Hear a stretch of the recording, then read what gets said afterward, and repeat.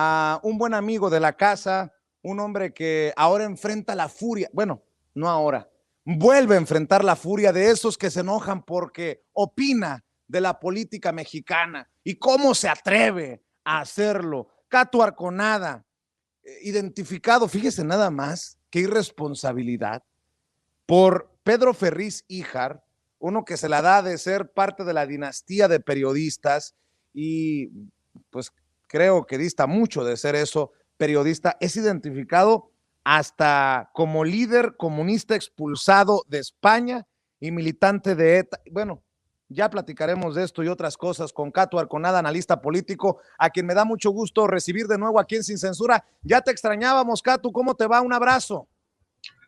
Hola Vicente, ¿qué tal? Un saludo, un abrazo para ti y para toda tu audiencia. Saludos a todos, menos al cabrón de Pedro Ferriz Híjar, ¿no? En esta tarde. Así es, pero el pobre, déjale que ayer estaba crudo o estaba de fiesta o no sé, y le dio por revivir un meme de la derecha de hace meses ya. Oye, a ver, ¿cómo ves? ¿Es desesperación, patadas de ahogado? ¿Qué significa? Porque arremete Pedro Ferriz Híjar contra ti, contra Abraham Mendieta, y dice, hagámosle entender a estos expulsados de España que sus tocadas ideas socialistas no son bien recibidas, terroristas y fracasados. Y se dice periodista el señor, ¿no? Bueno, lo de líder comunista me gusta, eso se lo admito. Lo demás no, ni terrorista, ni expulsado de España, ni nada, ¿no? Son rezagos de la campaña de 2018 donde pues ahí PGLeaks me sacó un reportaje que pues venía a inaugurar toda esta época y era de fake news. Y pues bueno, hay gente muy ignorante que todavía cree realmente que soy terrorista o que no puedo volver a mi país o qué sé yo, no sé cuántas cosas más. Oye, Catu, pero esto no raya en lo criminal, en una irresponsabilidad cuasi criminal, con mucho respeto lo pregunto, porque no quiero llevar esto a una situación peligrosa, pero que te identifiquen así no resulta peligroso. Sí, de hecho, no es la primera vez que recibo muchas amenazas en redes sociales. Me han llegado a poner fotos de armas, de pistolas reales para amenazarme, pero pues ya sabemos también cómo es la dinámica de las redes sociales, ¿no?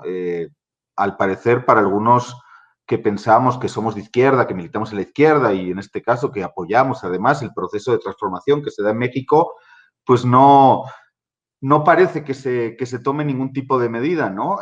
Pareciera que es mucho, que está mucho más protegida la gente de derecha y que las expresiones que aún incluso con total libertad de expresiones que no deberían ser permitidas, ¿no? Llenas de racismo, de homofobia, de xenofobia, pues son el pan nuestro de cada día en redes sociales.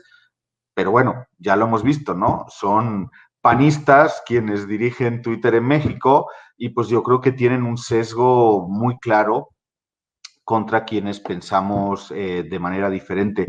Pero ante esto solo hay dos opciones, o uno se queda callado y no dice nada, o los confronta. Digo, en la medida en que a veces me apetece perder tiempo, pues yo al fascismo, igual que a todas las expresiones racistas, xenófobas, homófobas, las combato en la medida de mis posibilidades. Entonces, pues callar tampoco me van a callar. Además, es ridículo porque pues yo vivía aquí en mitad del sexenio de Peña Nieto y pues si no me callé entonces, pues mucho menos lo voy a hacer ahora, desde luego, ¿no? En un país que tiene un presidente que garantiza, desde luego, la libertad de expresión, incluso para quienes se dedican a insultar y calumniar a diario desde los medios de comunicación tradicionales y también expresamente desde las redes sociales. Fíjate, hablamos de Pedro Ferriz Híjar, el hijo de Pedro Ferriz de Con, que te identifica obviamente eh, irresponsablemente como expulsado español y miembro líder de no sé qué, tantas cosas. Pero ¿qué me dices, por ejemplo, de personajes que tienen tantos años en los medios de comunicación que algunos creen que son cuasi o casi iluminados por Dios y que sus análisis son de Harvard, obviamente con todo el sarcasmo del mundo? Hace rato hablaba de Sergio Sarmiento, ¿Qué piensas de esto que parecen patadas de ahogado, desesperación desde medios y los que le hacen el caldo gordo a la derecha, a los conservadores? Dice, si Claudio X González Guajardo ha sido un traidor a la patria por ser un explícito militante en oposición al gobierno, ¿habrá sido AMLO un traidor a la patria por ser militante de la oposición durante varios sexenios? Yo digo, hacen el ridículo. ¿Ante qué estamos, Catu, en esta realidad a menos de un mes de las elecciones del 6 de junio? Yo creo que esa expresión que utilizamos a veces de cambio de régimen, que de repente a veces hace falta contextualizar, hace falta explicar más, pero yo creo que se ve muy claramente aquí. Durante muchos años, décadas, no solo los políticos expoliaron el Estado mexicano, sino además repartieron prebendas y beneficios entre toda, pues una lumpen oligarquía de periodistas o comunicadores que de alguna manera venían a ser el sustento mediático, cultural de las políticas públicas de saqueo que se hacían.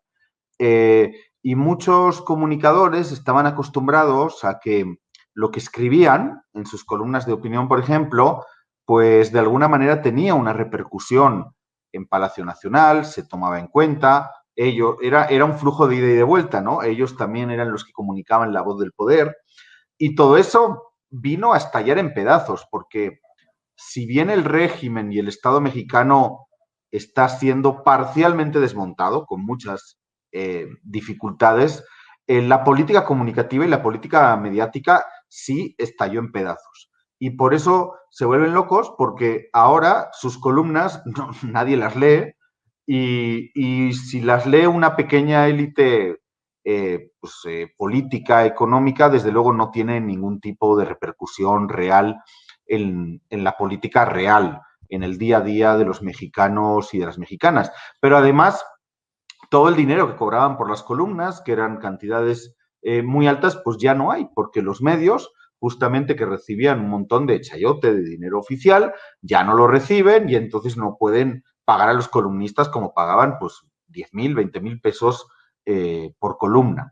Y eso hace que, y además, pues entran en escena otras formas de comunicar, no solo por las redes sociales, ¿no? O sea, ahí estáis tú y otro montón de compañeros, de compañeras en youtubers, ¿no? Comunicando de una forma distinta a lo tradicional o en un canal distinto a los tradicionales, y eso hace que obviamente ya no hay un canal único, ya no hay una, dos, tres voces que se escuchan, sino hay una especie de pues, constelación, ecosistema de muchas voces opinando tanto en medios tradicionales como en medios alternativos o en plataformas como esta, como YouTube, donde emites. A mí me sorprende realmente porque tienes, ahora te escuchaba al inicio, 1 millón de seguidores en un canal, 2 millones en otro, y eso es algo que muy pocos comunicadores pueden presumir. Entonces, la información se ha ido dispersando,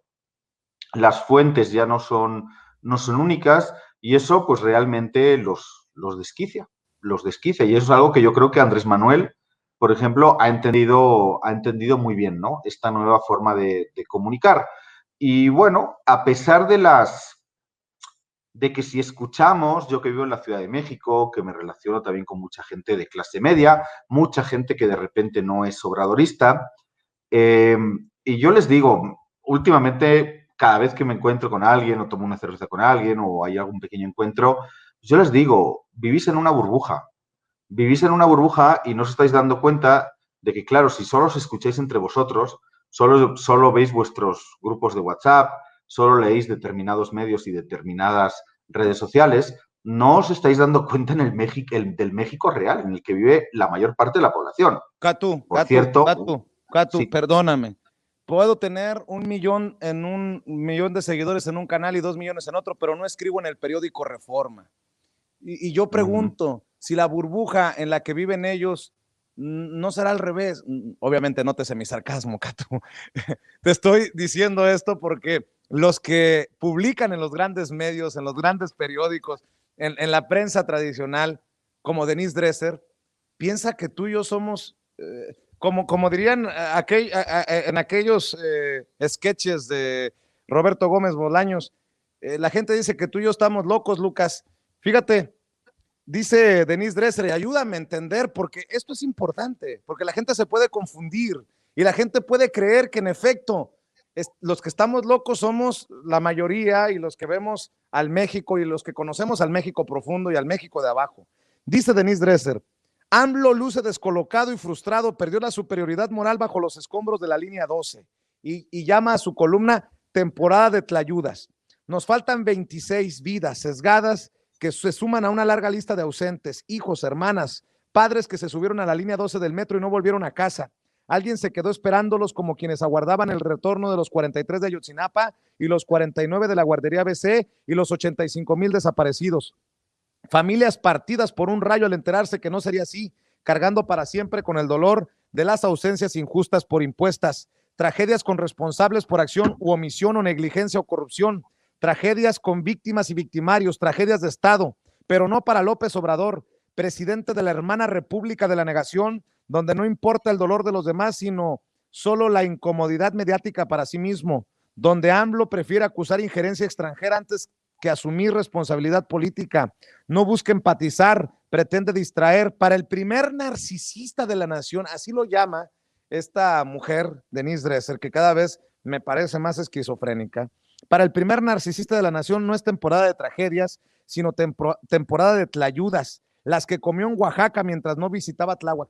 Oye, Catu, esto está de locos. O sea, critican al presidente porque se come una tlayuda y no criticaban a los otros cuando comían en donde comía Romero de Champs o Juan Collado y todos estos cabrones, ¿no? O se gastaban una lana chupando vino caro y comiendo puro filetito a bordo del palacete presidencial al que no se quiere subir el presidente Andrés Manuel López Obrador. Sí, yo creo que el caso de Denise Dresser es uno de los ejemplos claros. Denise Dresser fue uno de los grandes sustentos culturales del viejo régimen, que además les era muy útil porque es una persona de derecha disfrazada con un barniz, con un maquillaje progresista en el que te dice que está a favor del aborto o que está a favor de la legalización de la marihuana, pues cosas muy importantes, pero que al final viene a legitimar un sistema político, económico, cultural que tiene a un país del G20 como México con el 60% de la población en situación de pobreza y extrema pobreza. Entonces, para mí esta gente es la más perversa, porque finalmente alguien de derecha que defiende que los ricos cada vez sean más ricos y los pobres cada vez sean más pobres, que defiende que la desigualdad se profundice, pues yo la verdad que no tengo mucho que discutir con una persona así. Pero esta gente que de alguna manera tiene este barniz progresista, pero sirve para impulsar, para legitimar a la derecha, para legitimar políticas contra las mayorías sociales, pues me parece muy peligrosa. Pero en el caso de Denise creo que justo le sucede eso, que si bien antes sentía que lo que decía pues tomaba relevancia y de alguna manera incidía en la política pública y en los pasillos políticos de este país, actualmente pues no, nadie le hace caso y no logra incidir en la cuarta transformación. Y va a ser, yo le ponía, cuando mencionaba eso, yo le digo, muy divertido leer tu análisis el 7 de junio, ¿no? Porque yo creo que le dicen que el presidente está descolocado. Yo creo que están ellos descolocados, que no están leyendo, pero para nada, la realidad de lo que está pasando de manera quizás subterránea, no tan pública en este país. Y yo creo que los resultados del 7 de junio pues van a venir a mostrar eso, el fracaso absoluto de cualquier tipo de oposición. Ojalá hubiera una oposición decente y constructiva en este país. Pero lo que el 7 de junio nos va a demostrar es que, por desgracia, no hay oposición en este país, no hay una oposición decente, ¿no? Oye, Catu, y para ir cerrando con tus reflexiones, al menos por esta ocasión, y siempre nos prometemos lo mismo, que estos diálogos serán más frecuentes. A veces andas ocupado tú, a veces ando ocupado yo, pero hagamos el compromiso para que sea, si no diario, semanal o qué sé yo, mi querido Catu. Catu, a ver, ¿hay algo de qué preocuparnos? Los de abajo, ¿no? Los de abajo. ¿Hay algo de qué preocuparnos por las señales que se están enviando? Esta desesperación de los políticos, esta desesperación de ciertos personajes de medios, eh,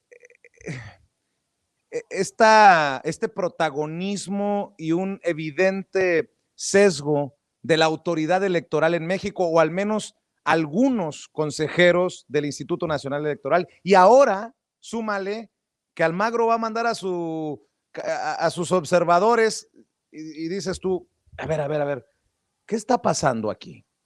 ¿Tú ves algo de preocuparse? Sí, yo creo que es muy pronto, difiero con algunos compañeros, todavía es muy pronto para hablar de golpes blandos y demás, pero sí hay señales preocupantes. Hay señales preocupantes porque yo creo que ante la implosión de la política opositora, de los partidos políticos de oposición, vemos justamente cómo se están camuflando, ¿no? En organizaciones ciudadanas. Ahí está Claudio X González. Y eso se va conjugando justamente, ahí vemos la noticia de esta semana, ¿no? Recibiendo dinero de Estados Unidos para hacer política opositora. En México existe un INE, que es una institución que de repente no existe en todos los países. Existe un INE que luego realmente y claramente hace política opositora. Un INE donde sus principales consejeros presentan en estos mismos días libros contra el populismo, ¿no? Con un mensaje muy claro de legitimación del viejo orden neoliberal, de los que eran absolutos beneficiarios. Un golpeteo terrible con mentiras y fake news un día sí y otro también por parte de los medios tradicionales, por parte especialmente, como has mencionado, de Reforma, que es el periódico de las élites económicas de este país. Yo creo que ellos no miden bien el cansancio y el hartazgo que tiene la gente. Creo que se están equivocando en esa política, qué bien, pero creo que de repente para 2024 sí podemos llegar en un escenario en el que ya no hay un Andrés Manuel López Obrador candidato, será un actor político, pero no será el candidato. Morena como partido está atravesando fuertes pues, dificultades que se están plasmando en mucho descontento en todos los territorios con las candidaturas. Y yo creo que no puede soportarse todo en las espaldas, en la mochila de Andrés Manuel. Creo que justamente tendría que haber un partido fuerte, tendría que haber más medios, ¿no? Todo un ecosistema también de medios que recién es incipiente y está en proceso de creación, pero todo un ecosistema de medios que formen y que informen a la gente sin fake news, que se pongan del lado de las mayorías sociales. Entonces, yo creo que hay todavía mucho por hacer y yo creo que Andrés Manuel probablemente se está dando cuenta también de que lo que él pensaba cambiar y transformar más rápido, yo que he sido funcionario estatal muchos años en un proceso de transformación en el boliviano, pues te das cuenta que las cosas, cambiar el Estado es mucho más difícil, sobre todo porque ni en Bolivia ni en México se ha hecho ninguna revolución donde tires abajo las estructuras del Estado y construyas algo nuevo, mejor, peor, pero nuevo. Aquí lo que estás haciendo es intentar construir algo nuevo sobre las ruinas de lo anterior. Y las ruinas a veces tienen cimientos demasiado sólidos, demasiado fuertes. Entonces yo creo que todavía estamos en un momento en el que quizás no es tan importante preocuparse. Vamos a ver los resultados del 6 de junio, pero sí preveo que los próximos 3 años van a estar muy intensos, muy interesantes para quienes disfrutamos, amamos, respiramos política, pero también yo creo que el ruido de la conversación pública se va a ir incrementando, se va a ir ensuciando esa conversación y preveo realmente una campaña en 2024 muy fea y muy sucia. Para cerrar, Catu, hablas de campañas, hablas de estos señalamientos. Porfirio Muñoz Ledo, el diputado de Morena, quien fuera presidente de la mesa directiva de la Cámara de Diputados, el que le puso la banda presidencial a Andrés Manuel López Obrador, pues también parece que se desquició, o salvo que tú tengas otra opinión. Porfirio Muñoz Ledo pospuso el lanzamiento del movimiento en defensa de la Constitución para después de la elección. Este movimiento en defensa de la Constitución y de la dignidad que hoy lo lleva a reunirse, a comer con el propio Lorenzo Córdoba, pero concedió una entrevista cuyas declaraciones me llaman mucho la atención. Luego van a decir que le hackearon, pues no sé si la lengua, el cerebro, no sé yo. Se está revelando la corrupción acumulada, pero no la del antiguo PRI, sino lo que llaman la 4T, que es una vaciedad, una manera de lavarle el cerebro a la gente, le dijo a Adela Micha Porfirio Muñoz Ledo. Entre otras cosas, también Porfirio Muñoz Ledo dice que Andrés Manuel López Obrador se mareó, que está mareado con el poder, que el presidente miente todos los días y si no roba, deja robar en abundancia. El presidente viola con toda flagrancia la Constitución y promete una nueva que nadie sabe cuál es. Estoy profundamente preocupado por el país, que termine en una república bananera, que pasemos de una transición democrática a una regresión autoritaria. Las mañaneras parecen una comedia de equivocaciones, dice Porfirio Muñoz Ledo. Y entre otras cosas, ¿no? Pero me llama mucho la atención eso de que Andrés Manuel López Obrador está mareado, dice Porfirio Muñoz Ledo, quien se reunió también hace unos días con Cuauhtémoc Cárdenas y con Efigenia Martínez. ¿Qué piensas, Catu, de este fuego, pues ya no puedo decir fuego amigo, pero este fuego desde el propio partido que fundó el ahora presidente Andrés Manuel López Obrador? Bueno, cada vez que escucho una de las múltiples barbaridades que suelta Porfirio, realmente me alegro de que no sea presidente de Morena. Eso en primer lugar. Creo que y es necesario un ejercicio de autocrítica y de estos mis amigos los puros de Morena reconocer que se equivocaron haciendo una apuesta por Porfirio Muñoz Ledo para presidir Morena, porque si dice esto ahora no quiero ni imaginar lo que estaría haciendo a cargo del principal partido de México. Yo creo que Porfirio es otra de las personas muy parecido, salvando todas las distancias a lo que hablamos de Denise Dresser. Porfirio estaba acostumbrado a ser escuchado pues casi como con idolatría, ¿no? Por una buena parte de la vida pública mexicana, no solo en la izquierda, sino también desde la derecha. Y lo que se da cuenta es que pues hoy por hoy su voz pues no le importa, perdón, a nadie. Y por eso comete las imprudencias que comete en esas declaraciones, además criticando al presidente de la República y al líder de ese movimiento, esa identidad política en transformación y en composición, que es el obradorismo. Yo creo que Porfirio podría criticar pues prácticamente a cualquier líder político de la izquierda, del obradorismo, pero creo que se equivoca y mucho haciéndolo con Andrés Manuel López Obrador. Catu Arconada, ¿cómo te busca la gente? ¿Cómo te apoya en redes sociales ante estos embates de los bots, trolls y uno que otro pendejo con micrófono? Entendió el que entendió y le mando un saludo al pelón ese que, en fin. Mi querido Catu Arconada, ¿cómo te despides? Invitando a la gente para que te busque, para que te encuentren dónde.